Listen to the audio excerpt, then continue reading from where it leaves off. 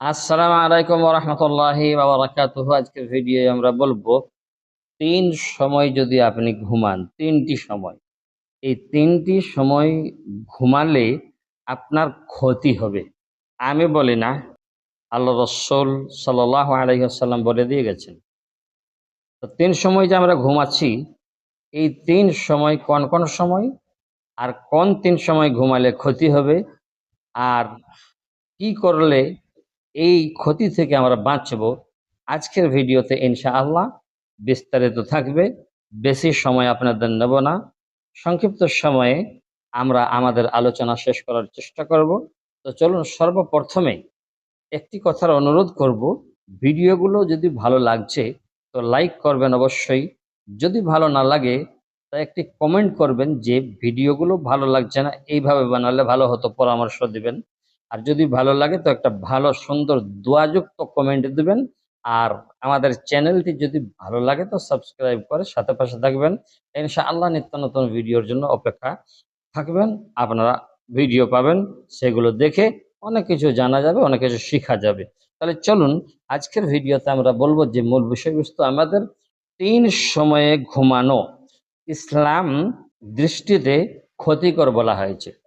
সে ৩ সময়, ১ নম্বর হলো ফজরের সময়, অর্থাৎ ফজরের পরের সময় ঘুমানো।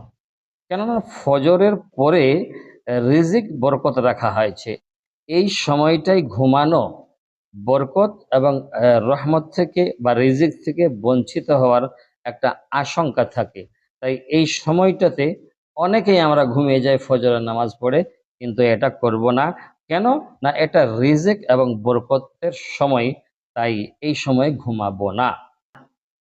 ২ নম্বর ব্যাপারটা হলো আসর ও মাগরিবের মাঝামাঝি যে সময়টা রয়েছে, এই সময় ঘুমাবো না। অনেকেই আলেম বলে থাকেন এই সময় যদি কেউ ঘুমায় তাহলে আপনার জেগে অলসতা বাড়ায় এই সময় ঘুমালে, এবং শরীরের যে ব্যাপারটা একটা শরীর ভারী ভারী মনে করা হয় বা শরীরকে ভারী করে তোলে। সেই জন্য আসর ও মাগরিবের মাঝখানের যে সময় রয়েছে এই সময় ঘুমাবো না। ৩ নম্বর যে ব্যাপারটা রয়েছে মাগরিবের অতিরিক্ত ঘুমানো।